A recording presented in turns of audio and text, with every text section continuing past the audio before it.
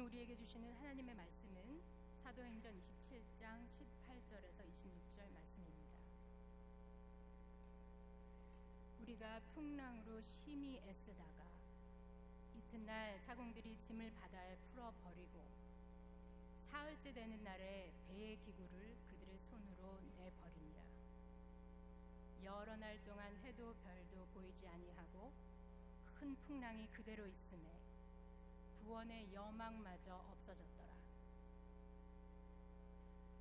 여러 사람이 오래 먹지 못하였음에 바울이 가운데 서서 말하되, 여러분이여 내 말을 듣고 그레데에서 떠나지 아니하여 이 타격과 손상을 면하였더라면 좋을 뻔하였느니라.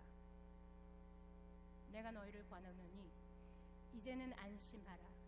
너희 중 아무도 생명에는 아무런 손상이 없겠고 오직 배뿐이리라. 내가 속한 바 곧 내가 섬기는 하나님의 사자가 어젯밤에 내 곁에 서서 말하되, 바울아 두려워하지 말라. 내가 가이사 앞에 서야 하겠고 또 하나님께서 너와 함께 항해하는 자를 다 내게 주셨다 하였으니, 그러므로 여러분이여 안심하라. 나는 내게 말씀하신 그대로 되리라고 하나님을 믿노라. 그런즉 우리가 반드시 한 섬에 걸리리라 하더라. 이 말씀은 살아계신 하나님의 말씀. 감사절 잘 지내셨어요? 땡스기빙 이렇게 잘 지내셨습니까? 제가 요즘엔 땡스기빙 잘 지낸 게 아니라 저도 이렇게 매체를 통해서 보고 뭐 이렇게 보니까 블랙 프라이데이 잘 보내셨어요? 이렇게 물어봐야 될 것 같아요. 재밌는 좋은 것들 이렇게 좀 많이 좀 사셨습니까? 그러면서 좀 생각을 많이 하게 되더라고요. 감사절보다 블랙 프라이데이가 훨씬 더 중요하게 된 이 세상, 감사보다 욕심이 더 중요하게 된 세상 아닌가, 그러면서 생각을 좀 많이 하게 되더라고요. 오늘 하고 기도하옵기는 우리 가운데에 욕심보다 감사가 더 충만한 그러한 저희들 되기를 간절히 기원합니다. 오늘 말씀을 나누게 된 배경이 좀 이렇습니다. 제가 최근에 여러 문건들을 보면서 굉장히 관심 있게 보고 있는 것이 있는데, 여러분들도 아마 그러실 거예요. 이 인공지능에 대한 관심이 굉장히 많습니다. AI라고, Artificial Intelligence라고 하는 것에 관심이 많습니다. 그런데 이게 참 이 기술의 발전이 저만 그런 게 아니고요, 많은 분들이 굉장히 두려워하고 불안해하는 그러한 요소들이 있습니다. 2020년 정도 되게 되면 모든 자동차 회사들이 자율주행 자동차가 운전 없이 이렇게 갈 수 있는 게 나온다 그럽니다. 그러면 그 차가 운전하지 않아서 편하다라는 정도가 아니고요, 장소의 개념이 바뀌어지게 됩니다. 차를 가질 필요가 없게 될지도 모르고요. 여기 세탁소 딜리버리 하시는 분들도 많이 계신데, 자율주행 자동차가 나오게 되면 세탁소를 좋은 데 찾아가지 않아도 됩니다. 앱으로 다 해서 큰 공장과 가정이 직접 연결되어 줄 수 있습니다. 지금 마치 모든 리테일 스토어들이 아마존에 의해서 다 점령당하고 있는 거랑 비슷한 거죠. 그러한 일들이 많이 일어나게 될 겁니다. 자율주행 자동차가 나오게 되면 3년 남았어요. 3년이 뭐예요? 2년, 3년 남았는데, 이렇게 되게 되면 우리가 알고 있는 잡들, 공간 개념이 바뀌면서 이러한 일들이 다 바뀌어지게 됩니다. 2030년 정도 되게 되면 우리가 알고 있던 바 모든 일들은, 사람이 할 수 있는 일들은 기계에 의해서 대체된다 그럽니다. 인공지능이 다 한다 그래요. 13년 남았습니다. 그때까지 은퇴 못 하시는 분들은 새로운 잡을 찾으셔야 될지도 몰라요. 그 전에 은퇴하시는 분들은 축복받으셨습니다. 축하드립니다. 2040년 정도 되게 되면 싱귤러리티라고 해서 그 특이점이라고 하는 게 발생합니다. 이것은 다른 게 아니라 기술이, 이 인간이 만든 인공지능이 사람보다 더 뛰어나게, 모든 면에 있어서 뛰어나게 되고요. 지금 이 기술이 계속해서 기하급수적으로 발전을 하는데, 그 순간이 2040년 정도 될 거라 그렇게 사람들이 추정하고 있습니다. 그러면 마치 공상과학 만화영에서 봤고 사람들이 얘기하는 것처럼 기계가 사람을 지배하지 말라는 법이 없어진다는 것이죠. 특별히 사람 자체가 신인류가 되어서 나노 그러한 그 기계들이 몸에 들어와 사람과 기계의 구분이 없어지고요, 기계 자체도 사람과 다르지 않은 굉장히 유사한 모습으로 바뀌어지게 된다는 것입니다. 얼마 남지 않은 미래에 대한 이야기들, 그러면서 우리가 알고 있는 바 모든 것들은 변화가 되게 될 것이라는 것이죠. 이러한 것들이 저희 가운데 깊은 불안을 내고 있는 것이 사실입니다. 저는 그러면서 갈보리 교회는 어떻게 될까, 교회는 어떻게 될까 운명을 많이 바라보게 됩니다. 참 재미있는 것은 호모 데우스라고 하는 책을 쓴 아주 유명한 베스트셀러 작가고 한국에서 유난히 유명한데요, 유발 하랄이라고 하는 사람은 이 호모 데우스라고 하는 앞으로의 미래에 대해 얘기하면서 가장 주적이 무엇인지 아십니까? 교회입니다. 교회가 가지고 있는 이 세상에 미치는 이데올로기라고 볼 수 있는데, 신앙의 체계, 이런 것들이 기술의 발전에 장애가 된다는 거예요. 그러면서 교회를 자꾸 비난하고 해체될 것이며 아무것도 아닌 것들을 이야기를 하고 있어요. 그러면서 교회라고 하는 존재가 요즘에 핫한 이슈에 교회가 반대 극점에 있지 않는 경우가 거의 없어요. 동성애도 그렇고요, 여러 가지 그 이슬람에 대한 이슈도 그렇고요, 모든 것의 반대 극점, AI도 그렇고요, 교회가 이렇게 놓여지게 돼요. 교회는 그러면 어떤 위치에 앞으로 서게 될 것인가? 그들이 주적을 잘 삼은 것 같아요. 교회가 그만큼 앞으로의 위협이 될 수 있는 존재이기 때문에 그렇습니다. 우습게 여기고 경멸하는 쪽으로 얘기하지만 상대할 값어치가 없는 사람에 대해서는 그렇게 얘기하지 않을 거예요. 교회에 대해 많은 공격들을 하고 있습니다. 이때에 교회는 어떻게 해야 할 것인가? 교회를 맡고 있는 사람으로, 그리고 앞으로 13년 뒤에도 계속 목회를 할 사람으로 저는 이 생각을 많이 하게 됩니다. 앞으로 교회는 무엇이어야 되는가라는 생각을 하게 되지요. 그러면서 불안한 마음, 깊은 생각들을 많이 하게 됩니다. 이럴 때에 이 우리가 알고 있는 기반, 삶의 파운데이션, 이 다 흔들리게 되는 이 시대 속에 저희들이 살고 있는데, 저의 생각과 상상을 성경에서 일으킨 것은 성경이 이러한 이야기를 굉장히 많이 하고 있다는 거예요. 예수 그리스도께서 풍랑을 맞은 배를 만난다고 했는데, 배가 흔들리고 풍랑에 처한다고 한다는 이야기가 상징하는 바는 다름 아닌 알고 있는 모든 잔잔한 배, 삶의 기반들이 다 지금 뒤집어 엎어질 수 있다라고 하는 이야기입니다. 예수 그리스도의 풍랑뿐만 아니라 오늘 얘기를 나누게 될 바울의 풍랑의 얘기도 같은 이야기예요. 기반이 흔들린다는 거예요. 알고 있는 모든 체계들이 다 흔들린다는 상황을 의미하는 것입니다. 오늘 나타나는 이야기는 다름이 아니라 바울이 이제 노령의 그 할아버지가 되어서 마지막 그 복음을 전파하다가 심판을 받아 자기가 자청하여 로마로 끌려가게 되는 것이 일어나게 됩니다. 자기 이 미결수, 결론이 안 난 이 사람을 이 로마 병정들이 이끌고 가는 와중에 그레데 섬에 위치하게 됐고요, 그레데 섬의 미항을 떠나게 됩니다. 배 이름은 알렉산드리아 배였습니다. 그런데 그 배를 떠나게 될 때에 유라글로라고 하는 광풍이 불게 됩니다. 여지껏 어떠한 뱃사람도 경험하지 못한 죽음의 광풍이었다고 합니다. 20절 말씀에 보게 되면 이렇게 쓰여져 있습니다. 같이 한번 20절 읽어보시겠습니다. 시작. 열어서라. 별도 보이지 않으냐고 큰 풍랑이 그대로 있음에 구원의 여망마저 없어졌더라. 여러 날 동안 해도 별도 보이지 않았어요. 그러면 구름이 거기를 지배하고 있는 풍랑이 며칠 동안 있는 풍랑이면 대단한 스톰인 것을 볼 수가 있어요. 이러한 상황 속에 놓여져 있을 때 사람들은 배를 가볍게 하여 풍랑을 견디고자 그토록 중요시 생각했던 재산들을 다 배 바깥으로 버리게 됩니다. 또한 배에 쓰는 중요한 도구들, 자기를 생명을 구해줄 것 같은 도구들도 닷과 같은 것들도 다 바깥으로 버려요. 그래서 배의 무게를 가볍게 해야 풍랑을 견딜 수 있기 때문에 그렇습니다. 그런다고 하여서 그들의 삶이 그들의 통제력 하에 놓여지느냐? 결코 그렇지 않았습니다.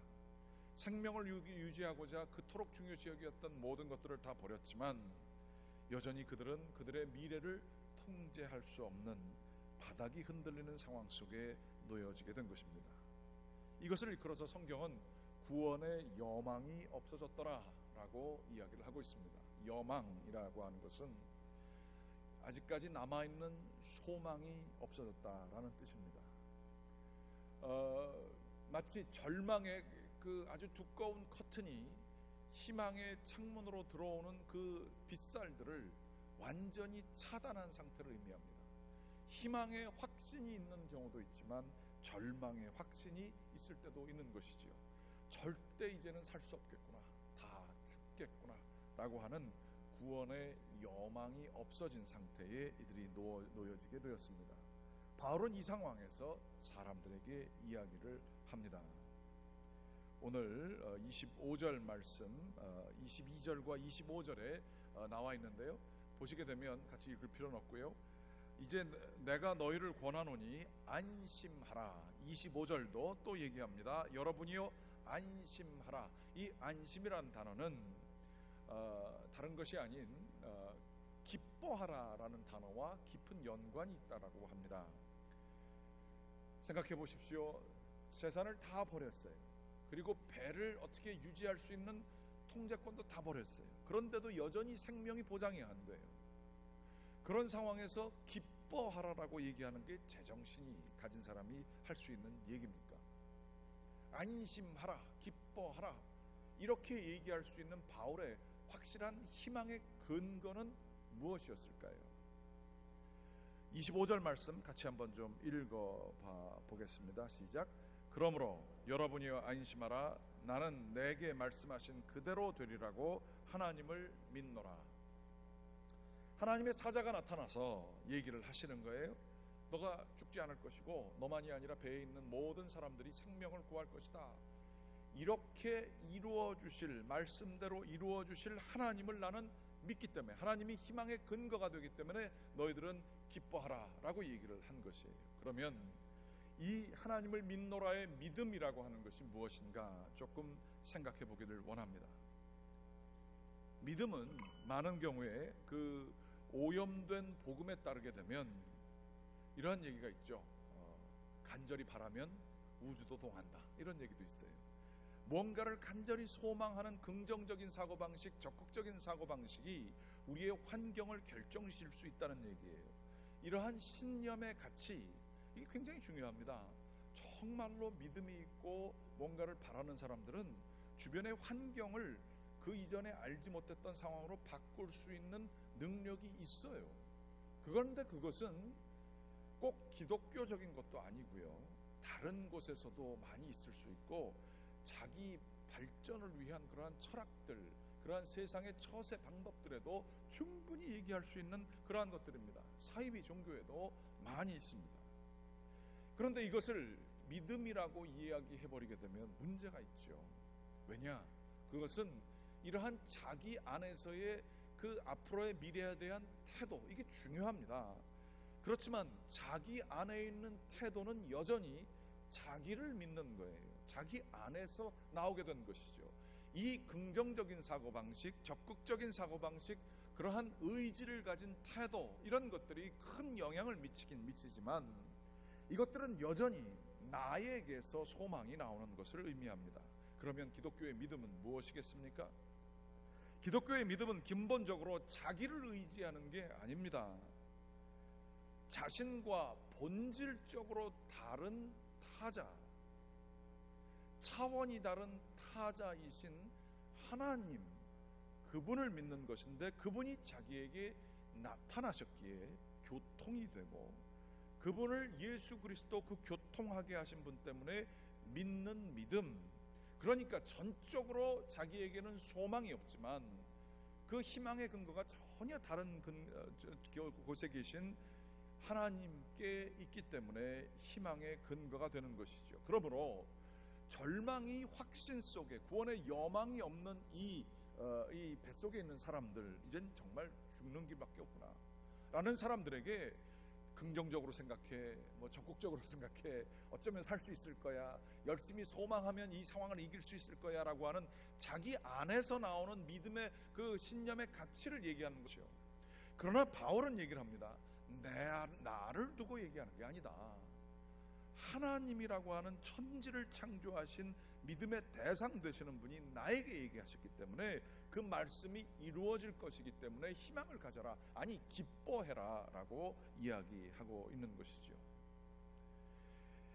그러면 바울이 믿는, 그리고 우리가 믿는 이 하나님은 누구기에 우리는 희망을 가질 수 있습니까? 다른 하나님, 무당이 믿는 하나님과는 다른 것일까요? 바울에게 하나님은 바울이 속한 하나님이었습니다. 하나님께서 바울을 받아주셨기에 바울은 이제 더 이상 자기의 것이 아닌 하나님의 소유가 된 사람이 되었습니다. 속한다라고 하는 이야기에는 상당히 깊은 의미가 있습니다. 무언가 값을 치른다는 것을 의미하지요. 심지어 우리 BJ나 코스트코에 속하려고 그러면 얼마씩 내지요? 50불에서 100불 정도를 내야 그 멤버가 됩니다. 골프장 회원권도 돈을 내야 멤버가 됩니다. 무언가 속한다라고 하는 것은 그만큼의 가격을 치러야 됩니다. 신입생 신고식을 치러야 되고요. 그만큼의 희생이 있어야 거기에 멤버가 되는 것을 의미하지요. 그런데 하나님께 속한다라고 하는 것은 다른 차원을 가지고 있습니다. 우리는 죄인입니다. 그리고 유한합니다. 그런데 영원하시고 거룩하신 하나님께 우리가 어떻게 속할 수 있을까요? 다 썩어져갈 그러한 아무런 값어치 없는 것들을 많이 가진다고 하여서 그것으로 영원을 살 수 있을까요? 우리의 유한한 생명을 다 바친다고 하여도 생명 자체를 우리가 만들어낼 수 있는 그러한 하나님 나라의 생명권이 우리에게 주어질 수 있을까요? 없죠. 우리의 아무런 모든 것을 치러도 하나님께 속할 수가 없어요. 전적으로 차원이 다른 분이 하나님이시기 때문에 그렇습니다. 그런데 그 고귀하시고 영원하시고 거룩하신 하나님이 예수 그리스도를 통하여 값을 치르시고 자기의 사람으로 바울을 만나 주셨습니다. 이 만남이 있게 될 때에 성경에서 끊임없이 하고 있는 얘기지만 인간의 죄성을 자기가 깨닫게 됩니다. 바울은 자신을 일컬어서 죄인의 괴수라고 했고요. 칠삭동이 제대로 태어나지도 못한 사람이다 라고 얘기를 했습니다. 자신이 가지고 있었던, 자신이 이제껏 믿었던 그 놀라운 지식과 그 배경들, 로마의 시민권, 이 모든 것들을 배설물처럼 보이더라는 거예요. 내가 정말로 믿었던 나 자신의 능력, 이거를 믿었기에 자신감이 있었고 목에 힘을 줄 수 있었고 남들 앞에서 잘난 척을 할 수 있었던 그 모든 것들이 하나님과의 만남을 통해 그분이 가격을 치러주신 것을 알게 될 때에 완전히 바뀌게 되었다는 얘기예요. 그러면서 자기가 하나님의 일부가 되었다는 거예요. 진정한 가치를 알게 되니까 내 자신이 나를 구성하고 있는 그토록 귀했던 과거, 그토록 중요하게 생각하는 돈, 재산, 자산, 그리고 그토록 중요한 나의 기술, 능력, 경험, 이 모든 것들이 똥과 같이 여겨졌다는 거예요. 그래서 자기가 하나님께 속했다는 거예요. 참 요즘에 많이 쓰임을 받는 분이 한 분 계세요.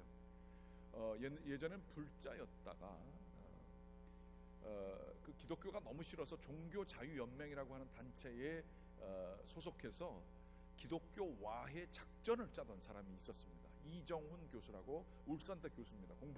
역사를 많이 공부하신 분 같으세요. 이분이 간증을 많이 하고 다니는데 지금도 불자 같으세요. 머리가 빡빡 깎이신 분이세요. 그런데 이분이 하는 얘기예요. 우리 목사님들과 기독교들이 너무 순진하다는 거예요.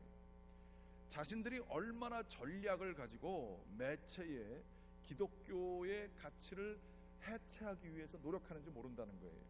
한국의 강용석이라고 하는 그 고등학생이 이 대광고등학교 기독교 정신으로 생겨진 학교에서 예배를 드리게 하니까 그 친구가 데모를 해가지고 그 예배를 없앴어요.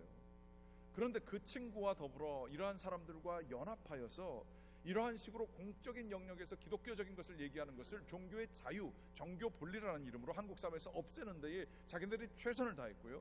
교회 내 인포메이션 이런 것들을 얻어서 교회 내 비리들을 계속해서 신문과 이러한 매체에 일부러 교회를 퇴색시켜주는 내용들을 많이 했다는 거예요. 그랬더니 놀랍게도 교회가 무력하게 다 넘어지더라는 거예요.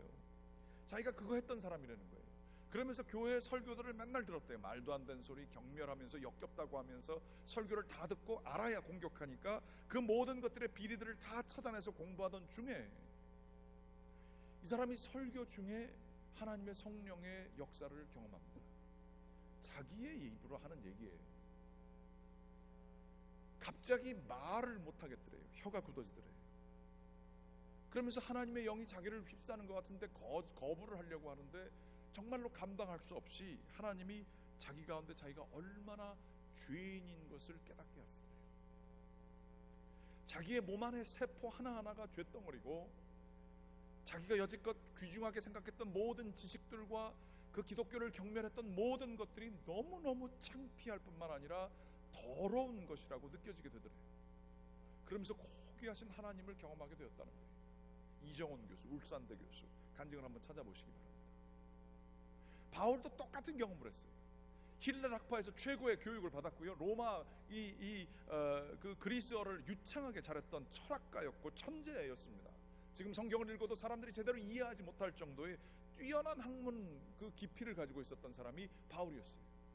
그런데 이 사람이 모든 자기에게 중요하던 것들을 배설물처럼 여기게 되는 거룩한 거기에 자기가 속하게 되는 경험을 하게 된 거죠. 여러분, 자기가 얼마나 죄인 줄 모르면 하나님 귀한지도 모릅니다. 나 자신의 깊은 곳의 어둠에 대해서 철저하게 깨닫지 못하면 하나님의 선하시고 아름다우심을 알 수가 없어요.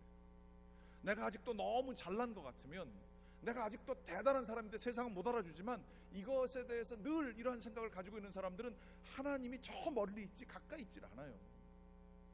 그런데 거기에는요 희망의 근거가 없어요. 자기에게 의존했기 때문에 그래요. 풍랑이 오면 그 사람들은 자기의 모든 것들을 다 버려도 껍데기인 목숨 하나도 건질 수가 없습니다. 아직도 우리 가운데 이런 게 많아요. 우리의 죄성을 아직도 가지고 내가 잘난 줄 알고 사는 경우가 참 많아요. 내 능력으로 이 정도까지 온 거예요. 그게 그렇게 중요해요. 그래서 하나님이 안 보이는 거예요. 영원하시고 거룩하신 분이 안 보이는 거예요. 평생을 믿으려고 노력해도 안 돼요. 자아가 눈을 막고 있기 때문에 그래요. 그런데 바울은 이것이 깨어지는 영적인 도약이 있었어요.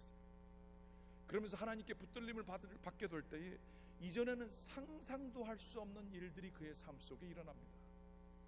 맞을 것 같지 않았던 우연인 것들이 탁탁 맞아 들어가고요. 막혔다 갔던 문들이 턱턱 열리게 되는 일들이 일어나게 됐습니다. 모든 사람들이 생명을 구하고자 하고 배설물과 같은 것들을 지키고자 노력할 때에 이 자신은 벌써 이미 죽은 사람이었기에 자유하여 하나님의 음성을 듣게 된 것이죠. 그러면서 하나님께서 이를 만나주시고 그에게 말씀을 주신 거예요. 특별히 이 바울이 섬기는 하나님, 이 하나님 섬긴다라고 하는 단어는 헬라어 동사로 라트리오라고 하는데요, 섬기다 예배한다는 뜻입니다. 그것은 그 단어가 의미하는 바는 무릎을 꿇고 주인의 발에다가 키스를 하는 자세에서 나온 동사라고 합니다.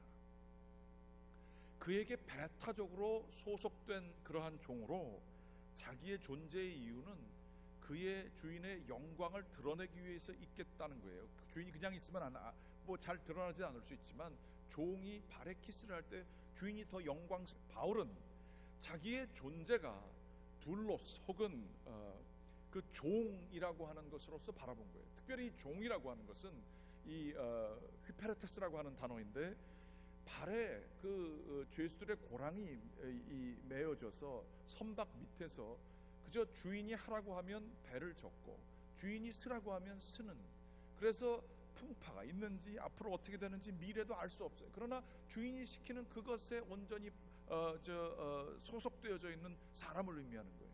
그런데 그렇게 자기를 배타적으로 있고 자기가 그저 선박에서 시키는 대로 하고 어렵고 힘들고 하는 것만 경험하는 것 같지만 자기가 이전에 계획했고 이전에 생각했던 그 무엇보다도 더 좋은 곳으로 이끄시는 하나님을 그는 경험하고 알고 있었던 것이지요.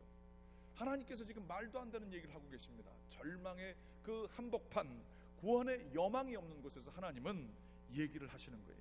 24절 말씀 같이 한번 좀 읽어 보시겠습니다. 24절 같이 읽겠습니다. 시작.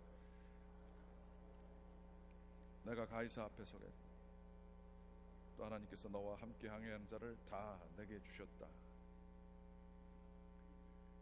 바울에게 이 차원이 다른, 그리고 배타적으로 섬기고 그를 영화롭게 하는 것이 자신의 존재의 이유인 이 바울이 그 음성을 듣고 얘기를 하는 거예요. 영원하고 거룩하신 그분께서 얘기하기를 나에게 두려워하지 말라라고 했다. 그리고 이 말씀은 이루어질 거다. 우리 주인은 대단하시니까. 로마 황제가 그 배에 탔으면, 그리고 로마 황제가 사람들에게 두려워하지 말라고 했으면 사람들이 두려워하지 않았을까요? 로마 황제 자체가 두려움에 떨지 않았을까요? 로마 황제가 어린아이가 거기 있었다면 아무 말이라도 다 믿는 어린아이들에게 너 두려워하지 마, 그러면 그 아이가 그 상황을 다 보고 로마 황제이기 때문에 믿었을까요? 세상에 내서 난 것은 이 구원의 여망이 없는 상태에서 어느 것도 도움이 되지 않습니다. 우리가 그토록 중요하게 생각하는 돈과, 우리가 그토록 중요하게 생각하게 되는 우리의 지성과 이성과, 그토록 중요하게 생각하는 세상에 속한 모든 것들은 로마 황제라도 그러한 죽음의 권세 앞에서는 아무런 소용이 없어요. 모든 것을 삼키는 죽음의 권세 앞에서는 모든 것이 넘어지게 되는 것이죠. 그러나 우리 주 예수 그리스도는 죽음의 권세를 삼켜버리셨어요. 모든 것을 삼키시는 죽음의 권세를 삼키신 예수 그리스도, 그분이 얘기를 하시는 거예요. 두려워하지 마라. 그 음성은 안 들을 수가 없죠. 그 주님이 바로 우리가 섬기는 주님이십니다. 그렇기 때문에 죽음의 광풍인 유라글로 광풍이 아무리 심각하다 하여도 하나님이 주신 사명을 이루시고자 가이사에게 너가 심판을 받도록 너를 이끌겠다라고 하는 사명이 이루어지도록 그를 살리실 것이고 그에게 속한 모든 사람들을 살리신다는 얘기예요. 그 배에는 275명 정도의 사람이 있다고 믿어졌습니다. 그런데 이 사람들이 배를 타기 전에 바울이 먼저 경고합니다. 27장 10절의 말씀에 보게 되면 이번 항해가 하물과 배만만 아니라 너희의 생명, 우리의 생명까지도 손해를 미칠 수 있다라고 얘기를 합니다. 그런데 그 사람들을 이끄는 로마의 백부장과 선장과 선주, 배를 운전하는 경험이 있는 사람과 그의 소유권을 가진 선주가 그 말을 듣지 않습니다. 바울은 누구예요? 아무것도 아닌 노구를 가진 미결수입니다. 그리고 신흥종파를 믿는 사람 같아요. 그 사람의 얘기를 누가 듣겠어요? 배 주인이 책임지겠다는데, 경험 있는 사람이 책임지겠다는데, 그리고 권좌가 있는 백부장이 그거에 따라 나가겠다는데 누가 바울의 말을 믿겠어요? 앞으로도 그럴 것입니다. 교회의 말 안 믿을 거예요. 아니, 여기 계신 분들도 안 믿을 거예요. 하나님의 말씀 옛날 얘기예요. 나이 드신 분이라 하는 얘기지 그거 소용없어요. 내 경험으로 해보니까 교회 다니는 거 필요 없어요. 이제는 그럼 뭐 그런 식으로 생각할 거예요. 기억하십시오. 불안의 시대에 바닥이 다 흔들리게 될 때에, 모든 사람들이 다 두려움에 떨고 있을 때에 우리에게 희망의 근거가 될 것은 하나님의 말씀이실 것입니다. 수천 년 동안 성경의 창조적인 소수되었던 억압받던 이스라엘 사람들은 세상의 모든 것은 없어질 것이지만 하나님의 말씀은 영원하다. 풀의 꽃과 같이, 들의 풀과 같이 모든 것들은 사라질 것이지만 하나님의 말씀은 영원할 것이다. 그 말씀이요, 수많은 바벨론 제국과 페르시아 제국과 로마 제국과 그리고 수많은 문명들을 다 거치고도 지금 저희에게 상상력과 힘을 주면서 다가오고 있습니다. 이것은 검증이 수천 년 동안 되어진 놀라운 능력의 말씀입니다. 앞으로도 마찬가지일 것입니다. 하나님의 말씀을 도전하고 이제 이런 거 기독교는 다 낡아 빠진 거야, 기독교는 소용이 없어, 주일날 이렇게 나가봤자 뭐하니, 내 것을 추구하는 게 더 편하지, 쉴 시간도 없는데 헌금을 왜 바치니, 내 것도 없는데, 이러한 모든 백부장과 선장과 선주들이 그렇게 얘기할 때에 하나님의 말씀에 의지하여 자기의 삶을 휘페레테스, 종과 증인으로 가진 사람들을 통하여 세상 사람들은 희망을 얻게 될 뿐만 아니라 바울의 이 이야기를 통하여 배가 거기에 걸린다고요. 그런 것처럼 교회를 통하여 세상은 쉴 곳을 얻게 될 것입니다. 원하고 기도합니다. 여기 삶 가운데에 앞으로 AI 이런 대기뿐만이 아니라 투병하시는 분들, 삶 속에 너무나 절망이 많으신 분들이 있을 수도 있어요. 의심의 배를 타고 계신 분들도 있을 수 있어요. 절망 속에서 아무런 희망이 없어서 그저 생각하는 대로 사는 게 아니라 사는 대로 그냥 몸 싣고 껍데기만 사는 대로 생각하면서 생각나는 대로 사는 분들이 계실 수도 있어요. 간절히 기원합니다. 하나님의 말씀에는 생명이 있습니다. 이 말씀에 뿌리를 내리십시오. 평생 의심하지 마시고 뿌리를 내리십시오. 주님에게 헌신하십시오. 내가 자유인이 되고자 교회에 묶이는 것 같아서 자꾸 도망가고 싶은 분들에게 권면합니다. 하나님을 만나십시오. 여러분이 믿고 있는 그 이성이라고 하는 것이 얼마나 가변적이고 얼마나 믿지 못할 것인지 여러분이 빨리 하나님을 만나 체험하시기 바랍니다. 하나님께 뿌리를 내리고 우직하게 믿음으로 나아가 하나님이 주시는 희망을 전파하는 사도들이 되시기를 간절히 기원합니다.